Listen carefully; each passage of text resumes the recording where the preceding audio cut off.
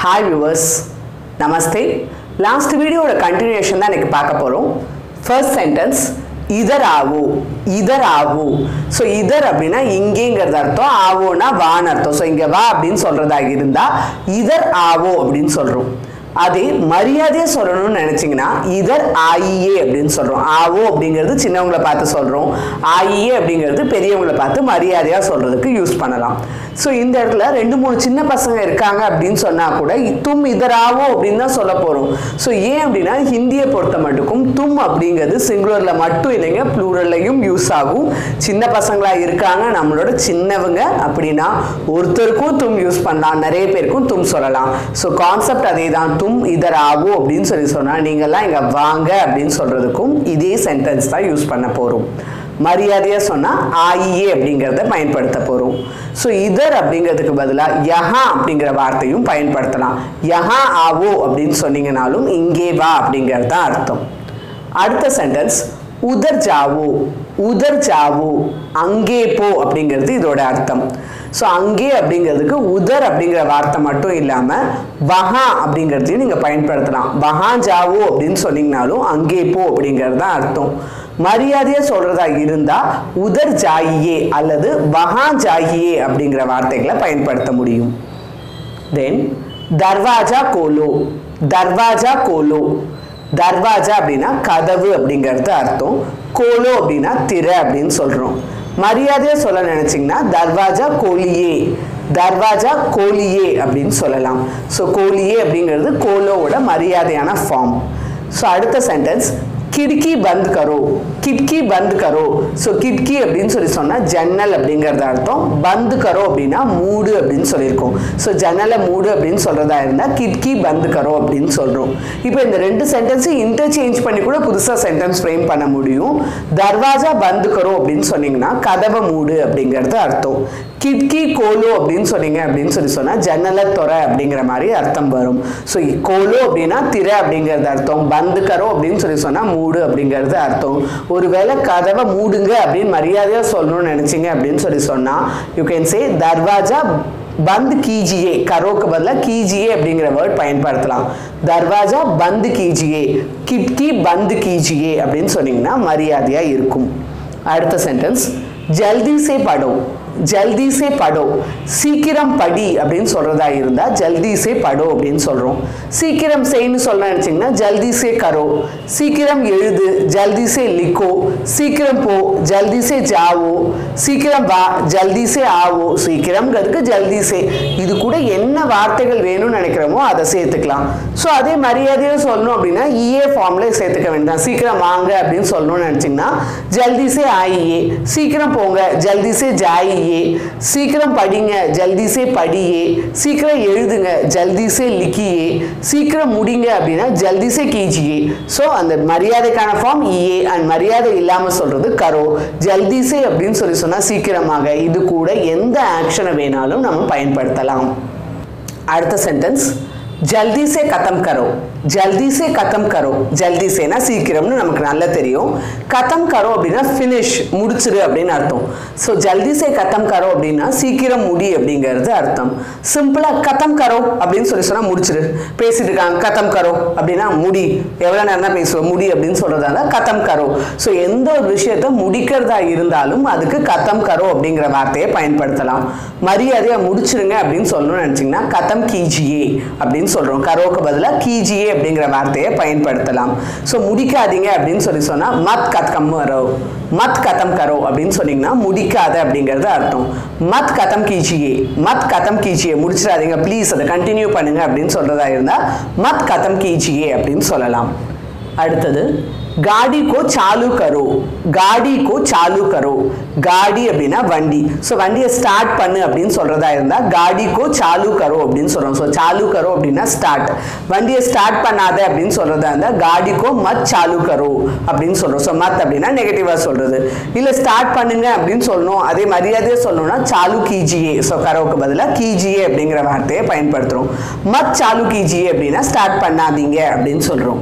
தென் ஜெனரலா ஒரு வர்க்க ஸ்டார்ட் பண்ணு அப்படிங்கிற மாதிரிலாம் சொல்றதா இருந்தா शुरू करो அப்படின்னு சொல்றோம். சொல்லுவோம். இந்த சாலு கரோ அப்படிங்கிறது வந்து பார்த்தீங்க அப்படின்னு சொன்னால் இயக்கு அப்படின்ற மாதிரி சொல்கிற விஷயத்துக்கு தான் யூஸ் ஆகும். தொடங்கு அப்படின்னு சொல்லணும்னு நினச்சிங்கன்னா ஷுரு கரோ. ஸோ ஷுரு கரோ அப்படின்னு சொல்கிறது வந்து ஒரு ஒர்க் ஆரம்பினா காம் ஷுரு கரோ அப்படின்னு சொல்கிறோம். ஸோ ஓகே பேச ஆரம்பி அப்படின்னு சொன்னால் பாத் ஷுரு கரோ அப்படின்னு சொல்கிறோம். ஸோ ஷுரு கரோ அப்படின்னா ஆரம்பி தொடங்கு அப்படிங்கிறது அர்த்தம். இங்கேயும் கரோக்கு பதிலாக கீஜியே அப்படிங்கிறத பயன்படுத்தினீங்கன்னா மரியாதையாக இருக்கும். ஷுரு கீஜியே அப்படின்னு சொன்னீங்கன்னா it will be so respectful ஃபார்மாக இருக்கும் உங்களுக்கு. அடுத்தது கல் ஆவோ. கல் ஆவோ கல் ஆவோ அப்படின்னு சொன்னீங்கன்னா நாளைக்கு வா அப்படிங்கிறது அர்த்தம். அப்படி இல்லாமல் நாளை மறுநாள் வா அப்படின்னு சொல்லணும்னு நினச்சிங்கன்னா பர்சோங்கிற வார்த்தையை பயன்படுத்தணும். பர்சோம் ஆவோ அப்படின்னு சொன்னால் நாளை மறுநாள் வா அப்படிங்கிறது அர்த்தம். இல்லைன்னா ஏதாவது ஒரு டேவை சொல்லலாம். சோம்வார் ஆவோ அப்படின்னா மண்டே வா, சனிவார் ஆவோ அப்படின்னு சொன்னால் சாட்டர்டே வா, ரவிவார் மத் ஆவோ அப்படின்னு சொன்னீங்கன்னா சண்டே அன்னைக்கு வராத அப்படிங்கிறது அர்த்தம். ஸோ டேஸை சொல்லியும் சொல்ல முடியும். ஸோ அதே மரியாதையாக வாங்க அப்படின்னு சொல்கிறதா இருந்தால் கல் ஆயியே அப்படின்னு சொல்கிறோம். நாளைக்கு வாங்க அப்படின்னா கல் ஆயியே. நாளைக்கு வராதிங்க அப்படின்னு சொல்லணும்னு நினச்சிங்கன்னா கல் மத் ஆயியே, பர்சோம் ஆயியே.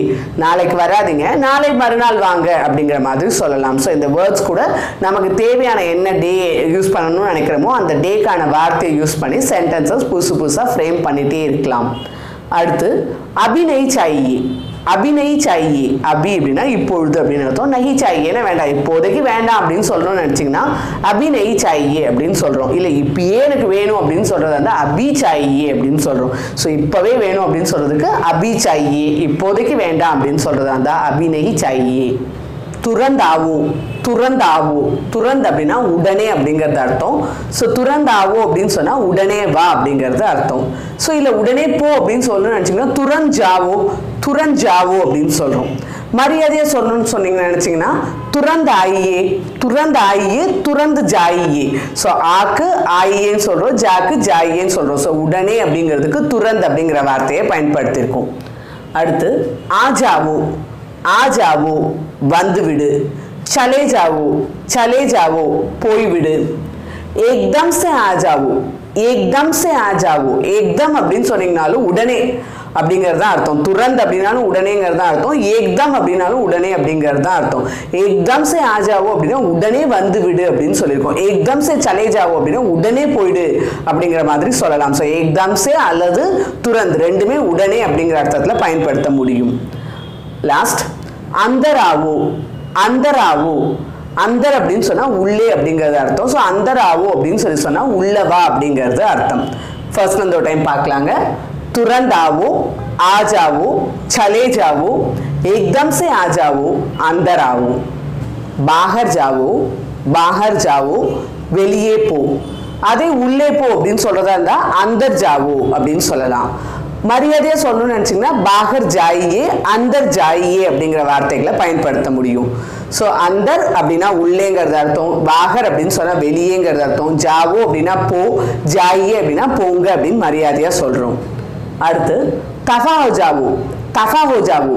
ஸோ தஃபா ஹோ ஜாவோ அப்படின்னா வெளியே போ அப்படின்னு சொல்லியிருக்கோம். பட் இந்த இடத்துல இது கேஷுவலாக சொல்கிற மாதிரி கிடையாது. ஒரு கோவத்தில் என் கண்ணு முன்னாடி நீக்கு அதை வெளில போயிடு அப்படின்னு சொல்கிறதா இருந்தால் தஃபா ஹோ ஜாவோ அப்படின்னு சொல்கிறோம். அதே மரியாதையாக சொல்லணும்னு நினச்சிங்கன்னா தஃபா ஹோ ஜாயியே. ஸோ ஜாவோக்கு பதிலாக ஜாயியே பயன்படுத்தினீங்கன்னா மரியாதையாக இருக்கும். जानते हो या नहीं, जानते हो या नहीं. ஸோ தெரியுமா தெரியாதா அப்படின்னு சொல்லி கேட்கறதுக்கு ஜான்தே ஹோ யா நஹி அப்படிங்கிறத பயன்படுத்தியிருக்கோம். இந்த இடத்துல ஒரு பையனை பார்த்து கேட்குறோம், அதுவும் நம்மளோட சின்னவங்களா இருக்கிறதுனால ஜான்தே ஹோங்கிறத பயன்படுத்துகிறோம். ஒருவேளை நம்மளோட பெரியவங்க கிட்ட கேட்கறதா இருந்தால் ஜான்தே ஹே அப்படின்னு பயன்படுத்தணும். ஜான்தே ஹே யா நஹி அப்படின்னு கேட்டால் தெரியுமா தெரியாதாங்கிற அர்த்தம் தான். ஆனால் நம்மளோட பெரியவங்களை பார்த்து கேட்குறோம், ஒரு ஆணை பார்த்து கேட்குறோம். அதே ஒரு பெண்ணை பார்த்து கேட்கணும், அதுவும் நம்மளோட சின்னவங்களா இருக்காங்க அப்படின்னா ஜான்தி ஹோ யா நஹி அப்படின்னு சொல்லி கேட்கலாம். அப்படி இல்லாம பெண்ணை பார்த்து தான் கேட்கணும், நம்மளோட பெரியவங்க மரியாதையா கேட்கணும் அப்படின்னா ஜான்தி ஹே. ஸோ ஜான்தி ஹே யா நஹி அப்படின்னு கேட்டால் ஒரு பெண்ணை பார்த்து மரியாதையா கேட்குற மாதிரி. ஸோ யாரை பார்த்து கேட்குறோமோ அதுக்கேற்ற மாதிரி இந்த தா தே தி அப்படிங்கிற வார்த்தைகளையும் பயன்படுத்திக்கணும். ஹோ ஹே அப்படிங்கிற எண்டிங்ஸும் அதுக்கேற்ற மாதிரி யூஸ் பண்ணிக்கணும். தென் முझे पता नहीं, मुझे पता नहीं, எனக்கு தெரியாது அப்படின்னு சொல்லியிருக்கோம். இந்த இடத்துல முஜேக்கு பதிலாக முஜ்கோ அப்படிங்கிற வார்த்தையும் நீங்கள் பயன்படுத்தலாம். முஜ்கோ பத்தா நஹி அப்படின்னு சொன்னாலும் எனக்கு தெரியாதுங்கிற அர்த்தம் தான் வரும். ஸோ அடுத்தது முஜே மாலும் நஹி, முஜே மாலும் நஹி. ஸோ இந்த இடத்துல மாலும் நஹின்னு சொன்னாலும் தெரியாது அப்படிங்கிறது தான் அர்த்தம். முஜே மாலும் நஹி அப்படின்னா எனக்கு தெரியாது, அல்லது முச்கோ மாலும் நஹி, முச்கோ மாலும் நஹி அப்படின்னு சொன்னாலும் எனக்கு தெரியாது அப்படிங்கிறது தான் அர்த்தம். இன்னைக்கு நம்ம பார்த்த கான்செப்டை ப்ராக்டிஸ் பண்ணிட்டே இருங்க. இதோட கண்டினியூஷன் அடுத்த வீடியோவில் பார்க்கலாங்க. தன்யவாத், ஃபிர் மிலேங்கே. உங்களுக்கு எங்களோட இந்த வீடியோ பிடிச்சிருந்துச்சு அப்படின்னா லைக் பண்ணுங்க. டவுட்ஸ் எதாவது இருந்துச்சுன்னா கமெண்ட் செஷன்ல கிளாரிஃபிகேஷன் கேட்கலாங்க. மற்றவங்களுக்கு யூஸ்ஃபுல்லாக இருக்கும்னு நினச்சிங்கன்னா ஷேர் பண்ணுங்க. இது வரைக்கும் நம்ம சேனல் சப்ஸ்கிரைப் பண்ணாதவங்க சப்ஸ்கிரைப் பண்ணுங்க. கூடவே சேர்த்து அந்த பெல் ஐக்கானையும் ப்ரெஸ் பண்ணுங்க. தேங்க்யூ.